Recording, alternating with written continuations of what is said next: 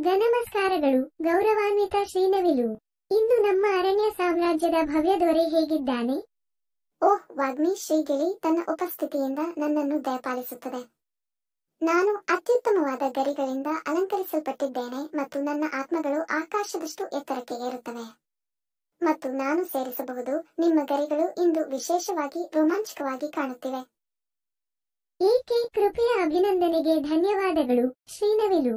ನಿಮ್ಮ ಹೊಗಳಿಕೆಯು ನಿಮ್ಮ ಭವ್ಯವಾದ ಪ್ರದರ್ಶನದಂತೆ ಬೆರಗುಗೊಳಿಸುತ್ತದೆ.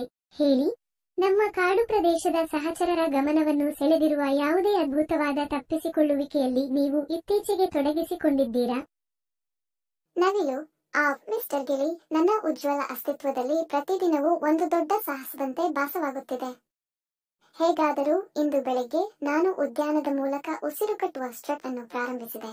ಅಲ್ಲಿ ಸೂರ್ಯನ ಕಿರಣಗಳು ನನ್ನ ವರ್ಣವೈವಿಧ್ಯದ ಗರಿಗಳ ಮೇಲೆ ನೃತ್ಯ ಮಾಡಿತು.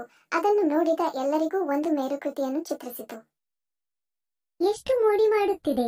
ನಿಮ್ಮ ಭವ್ಯ ಉಪಸ್ಥಿತಿಯು ಅದನ್ನು ಕಂಡವರೆಲ್ಲರನ್ನೂ ಬೆರಗುಗೊಳಿಸಿರಬೇಕು. ನನಗಾಗಿ ನಾನು ನಮ್ಮ ಗರಿಗಳಿರುವ ಸ್ನೇಹಿತರೊಂದಿಗೆ ಸಂತೋಷಕರವಾದ ತಮಾಷೆಯಲ್ಲಿ ತೊಡಗಿಸಿಕೊಂಡಿದ್ದೇನೆ ಮತ್ತು ನಮ್ಮ ಕಾಡಿನ ಮನೆಯ ಉಸಿರುಕಟ್ಟುವ ದೃಶ್ಯಗಳನ್ನು ತೆಗೆದುಕೊಳ್ಳುತ್ತಿದ್ದೇನೆ.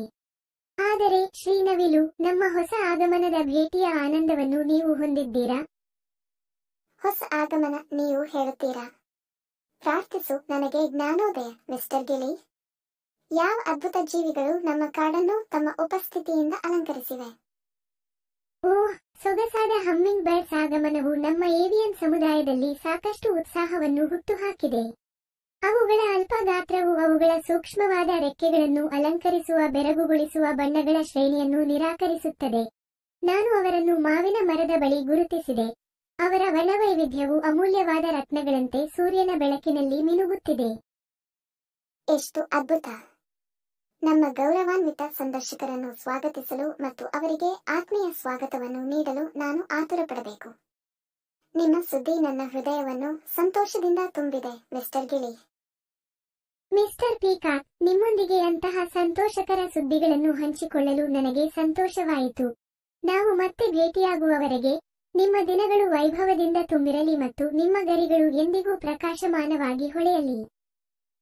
ಮತ್ತು ನಿಮ್ಮ ಹಾರಾಟಗಳು ವೇಗವಾಗಿರಲಿ ಮತ್ತು ನಿಮ್ಮ ಮಧುರವಾಗಿರಲಿ, ಮಿಸ್ಟರ್ ಗಿಳಿ. ಸದ್ಯಕ್ಕೆ ವಿದಾಯ, ನನ್ನ ಪ್ರಿಯ ಸ್ನೇಹಿತ.